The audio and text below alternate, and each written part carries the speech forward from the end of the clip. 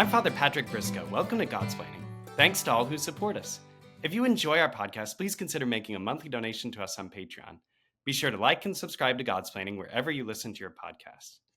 Friends, I'm so excited today to welcome to this special episode of Guestsplaining, our guest episodes on Godsplaining, David Henrie, who many of you know from his fantastic projects from Disney's Wizards of Waverly Place and the TV show, which I remember from when I was younger. And David, you were younger then too, How I Met Your Mother. And I think we can all say that many of us have been so thankful to you for your gentle and courageous, in some moments, expressions of your Catholic faith. So thanks for taking the time to join us today. Hey, grateful to be here with you, Father. I love the Dominicans. My son is named after Thomas Aquinas. His name is James Thomas Augustine, so I packed all of the heavy hitters into one name. A lot of good intercessors, So Oh, that's fantastic. We're so excited right now because it's a special Jubilee year of St. Thomas Aquinas. So we're preparing to participate in this great showcase. That's kind of a raw word. But there will be opportunities for people in the U.S. to venerate St. Thomas's relics. So we're bringing them over that's here to the awesome. United States to celebrate this Jubilee. So we're looking forward to it. Very Aquinas moment. So I wonder, if as we begin our conversation here, if you might say just a few words about your faith and how your faith has been an important part, actually, of your acting journey, of your time in Hollywood. Sure. And I think one question that many people have, and it's one that I know you've addressed before, but how do you maintain and nurture your faith in an industry that often presents challenges to it? Sure. Sure. Yeah. That's a great question. I came to it, so I have a zeal that I think um, I guess converts have fresh. I'm 35 now, but I came to the faith when I was 21, 22 is when the journey really was taking off, and I fell in love with it. It gave my life direction. I was sort of steeped in relativism or steeped in the world and material ends, and I kind of exhausted those things. I call it my bubblegum theory of pleasure, where if you're living for pleasure as an end, it always loses its savor. It's like a piece of bubble gum. You pop it in, it's going to lose its flavor. So you just keep popping bubble gum, but eventually they all lose their flavor, and you're done with the pack, or you got a whole wad in your mouth, and it's disgusting. Um, it's the same thing when you live for pleasure as an end, materialistic means as an end. And I was there at 21. Like I had the brand new Porsche 911. Nothing wrong with that car, by the way. It's a great car. But and I love that car. But I thought that was going to give me a sense of fulfillment. And it didn't. It left me wanting. And all of the things I would get, the house, the this or the that, the accolades, the respect, honor, whatever end you could find that's material, it just wasn't giving me a sense of fulfillment, and it left me in kind of an existential crisis. And I was like, I need something deeper, something true. And I was steeped in relativism too. Everyone has their own truth and their own thing, and it was just such a cluttered and confusing time for me. Someone who I think I was raised in a good family, and I very much desired truth, capital T. I very much desired to want to be to do great things, to work hard, to my dad raised me with a lot of, I think, really good instincts, and I just couldn't find a belief system that really fulfilled those or brought those to life until I found the Catholic Church, and so now it's I know it is a tough place to be to be a person of faith. Hollywood is, but for me it's kind of easy because it's just very simple. I'm going to do something or I'm not, and I surround myself with good people. I say friends are like an elevator; they bring you up or they bring you down, and all of the folks that I have around me, especially my family, are very encouraging, very smart uh, people who sharpen me. And so for me, when difficult decisions come up, they're really not. It's like, can I do this or not? Will this honor God or not? And so for me, it's become easy just walking away from things. At first, it wasn't. You lose a lot of money and you lose a lot of friends, and but now it's gotten easy, and God's taking care of that. He's really, really blessed me. I have so many good things going on in life, personally, professionally. He's been there every step of the way. So yeah, yeah. I hope that touches on the question. David, just that testimony alone is important, and I think it's very interesting. The way that you're saying that you've found the faith after realizing that everything else loses its savor. You know, one beautiful thing about our project about Godsplaining is all the time people are telling us they listen to our podcast and it's helped them convert, it's helped them join the church. Wow. And it's as a host of the podcast, it's a really moving thing when people come up and say like, well, I started listening to Godsplaining and then I became a Catholic. And I just think Wow. that that's Wow. fantastic because that's the goal of our project. We want Congrats. people to find exactly the capital T truth that you're talking about. And one Congrats. of the other, one of the things that we share, not just the intellectual life, because of course that's a great joy for us as Dominicans, but one of the things we love to share is the Rosary. Yes. We hold by pious tradition that the Rosary was given by the Virgin Mary to Saint Dominic, and Saint Dominic preached the mysteries of the Rosary. There seems to be a pretty good historical record of that was his particular innovation, was assigning the mysteries of the life of Christ to the Rosary for meditation and for preaching. Again, that great Catholic truth, the great Catholic teaching. I know you've spoken in the past about your devotion to the Rosary. I wonder if you'd say a few words about how praying the Rosary has impacted your personal life, your spiritual life. It's massive. It's massive. It's non-negotiable every single day for my whole family. Non-negotiable. It's Wow, well, I proposed to my wife on the feast day of the Most Holy Rosary, which was yesterday. I let's proposed to my go! wife Come then. on, I did a novena leading up to it. Um, it was something that brought us both together very early on. A picture of Saint Dominic hangs. I have a beautiful oil painting, Spanish oil painting from the late 1700s, early 1800s. That's one of my centerpieces in my home, where he's kind of holding the rosary, looking up. That's a great image that's in my house. It is such a central devotion because it really involves all the senses, right? You have, other than taste, you have touch. You're seeing something. You're feeling something. It really is a wonderful meditative experience, and you're calling and drawing your mind to higher things. It's such a great way to pray. It's such a great way to pray. Yeah, and it's powerful. I mean, it's a massive weapon, and should be used as such. My kids know it as a weapon, and my son likes that in particular. He thinks that's cool. So yeah, it's incredible. as a husband and a father, I really like what you're kind of hinting at. You pick up the Rosary and you lead your family in prayer in that way. What other ways have you found yourself as again as a husband and father looking to enrich your family through expressions of the faith? So praying the Rosary, you say it's non-negotiable You for know your what I'll family. say? y- Yeah, you know what I'll say too, Father, about the rosary that's really good for the kids Please. is it's a great way that they can learn how to my before I pray the rosary every day, I say to my kids, what are the three rules of the rosary? And it's sit, pray, and be quiet.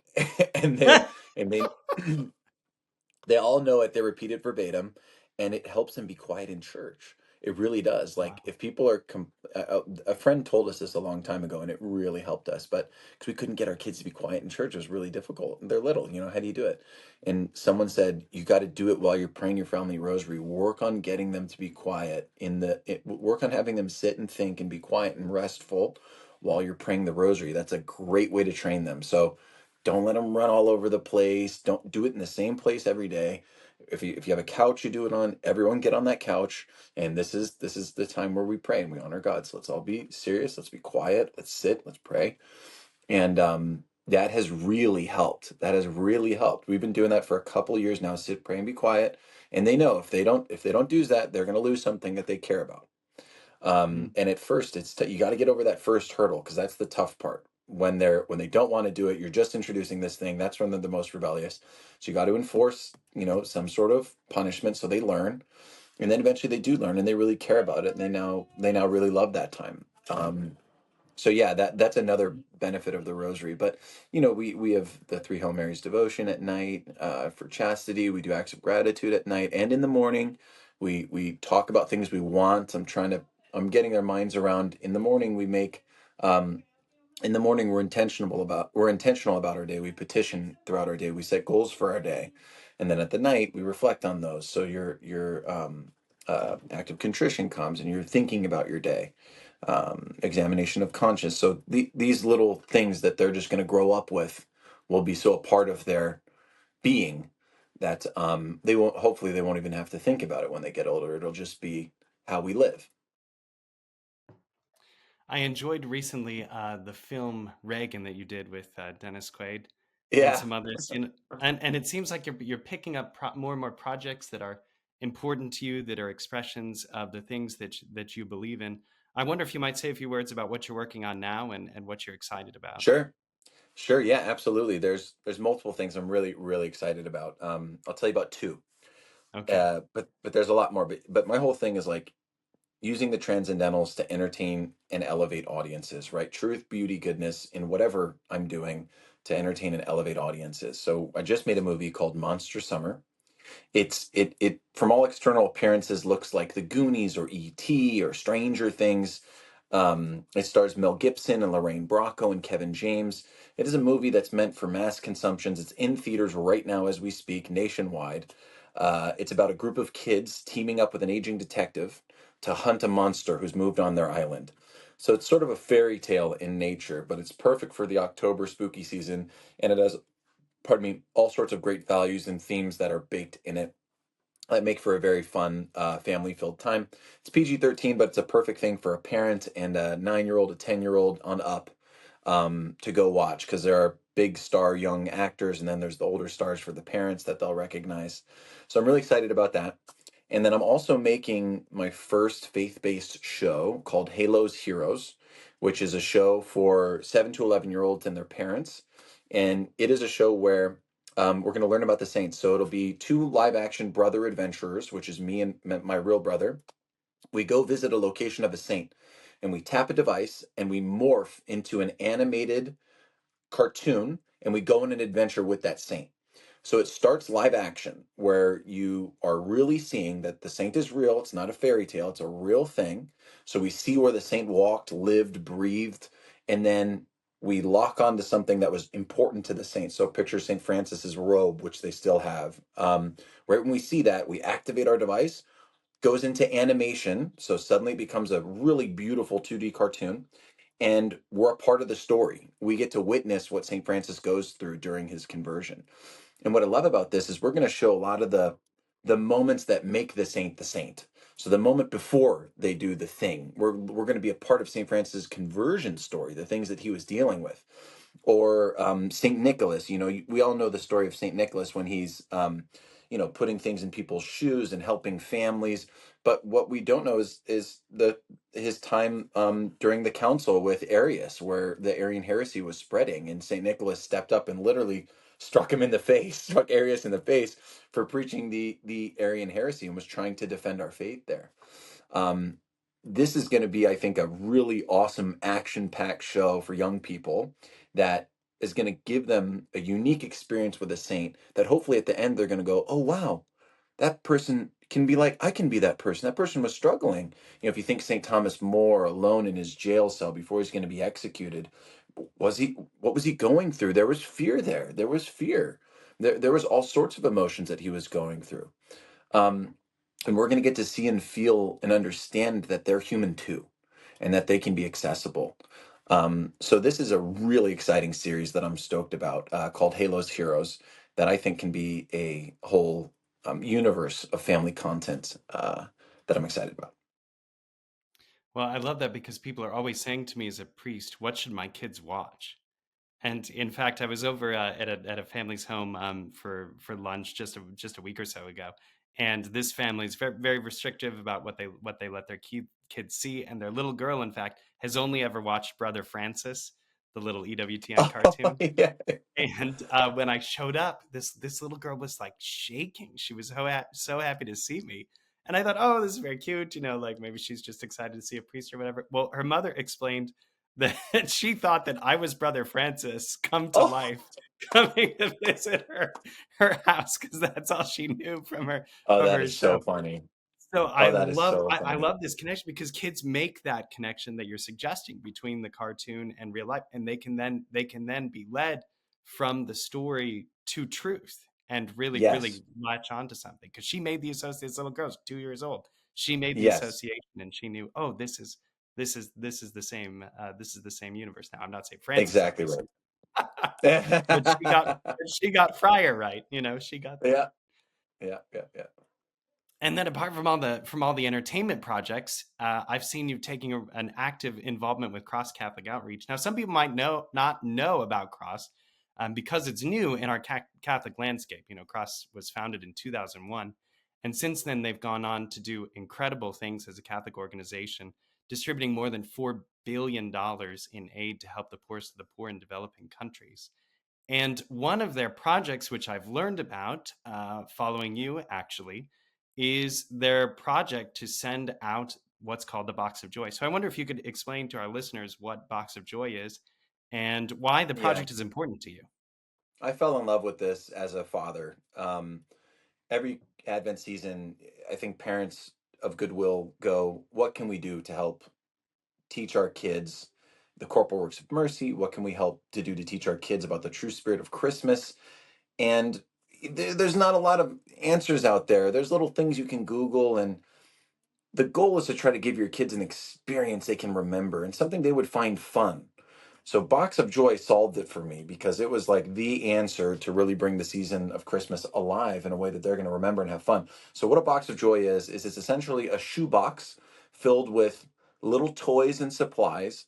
That's probably the first Christmas gift kids in third world countries will ever receive. I went on a mission trip last year to the Dominican Republic, and we brought thousands of these boxes of joys to some of the communities out there, and they're living in, utter poverty. If they have a toilet, it's considered high end, but most of them don't. And we brought these toys to the kids, and it was the first, I could tell it was the first presents they ever received, and they couldn't believe it. And it's an extension of Christ's love ultimately. There's rosaries in the boxes, there's a little story of Jesus in the boxes, there's little toy airplanes, balls, yo-yos, maybe little sewing kits, things that are a little more practical. Um, and it it was so fun because I packed the boxes with my kids. That's the experience part we're talking about. I went to the toy store with my kids, and I go, hey, there's little kids out there who don't have food and who don't have supplies and things that they need to live a healthy and a good standard of life. And my kids could not believe it. They couldn't believe it. To this day, it's been a year since I did that. To this day, my son, every single day, when we go to pray before a meal, he says, pray for the poor people too, the poor boys and the poor girls that don't have food. And even if we have extra food at a dinner table, they'll go box it for the poor kids. Like, I didn't teach them that. The second they understood what it meant to be a kid and not have food, they just latched onto it immediately. And it to this day is a talking point. But we had so much fun going to the toy store together with the boxes, going, "What, James, what do you think a little boy your age wants?" And he'd be like, "Oh, this ball and this yo-yo and this thing. Yeah, let's pick it out." And we bagged them all up. My daughter did the same thing for a 5-year-old, just like her in the Dominican Republic. We boxed everything up. We went home and we had a packing party. Like, we put them all we unboxed everything. We put them in the boxes. We wrote their names on it. We wrote letters from my children to the kids that would be receiving these gifts. And it honestly was a blast. Like, they're so excited this year to do it again. Um, so, that's just something that I took from it, was it's a great thing for parents to do. But the amazing thing last year is all of our collaboration. We generated an extra 10,000 boxes in donations from their online option of giving. Because there's two ways you can give to Box of Joy. The first way is you go to a packing event, or you pack it at home and ship it yourself. So wherever you live in the United States, there's going to be a local packing event somewhere, either at a Catholic church or a Catholic school. You can find them, and that's fun. There's lots of people around. You can bring your kids and make a party out of it. If you're unable to do that, you can do it at your house. They'll ship you a Box of Joy, and you take your kids just like I did. You take them to the toy store, you pack a box, and then you ship it to the location it's supposed to go to. Those are the two ways. But last year, there was a third way that was introduced, which is just online giving, and it's the price of a few cups of coffee practically to donate a box of toys to these kids, and toys and supplies. And you can go through the online portal, and we did that last year. We collaborated on that, and 10,000 extra boxes. I mean, 10,000 kids got presents that wouldn't otherwise get a Christmas present last year through this online option. It's just boxofjoy.org. And we're excited to do that again this year, and hopefully beat what we did last year. It was really exciting. Yeah, I've been so moved by this project. So since it was started in 2014, I see that there have been 646,163 boxes of joy distributed. That's an incredible number. Can you And as a imagine project, what like the impact please. that would make it on you as a kid who's never been giving a gift and never been given a Christmas gift before?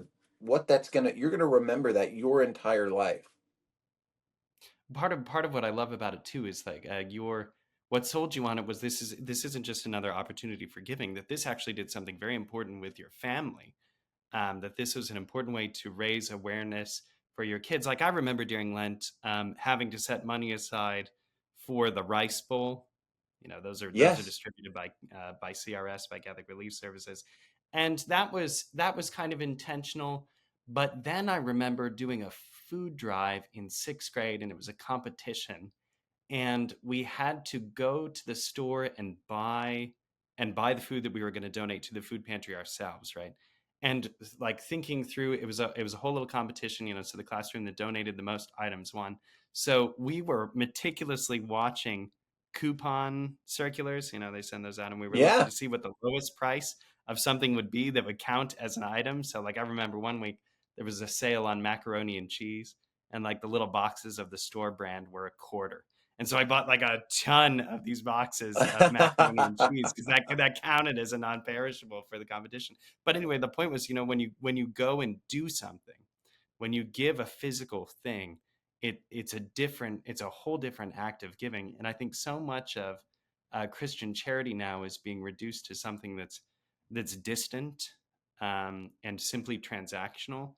And Yes. what we really need to do for the poor, first and foremost, I mean, to meet basic needs, but to understand that we're recognizing someone's dignity here, and that we're looking at the Yeah. person on the other side. That's why I was so touched that you went, on this mission trip, Yeah. to go down and to be with people.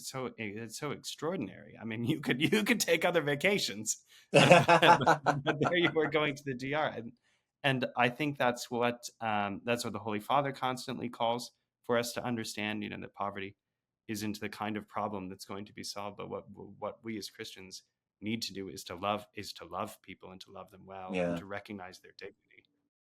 Yeah, yeah, absolutely. And you see that firsthand if you go on one of these trips with the organization. And I invite everyone to come. We're going to Guatemala here in a few weeks.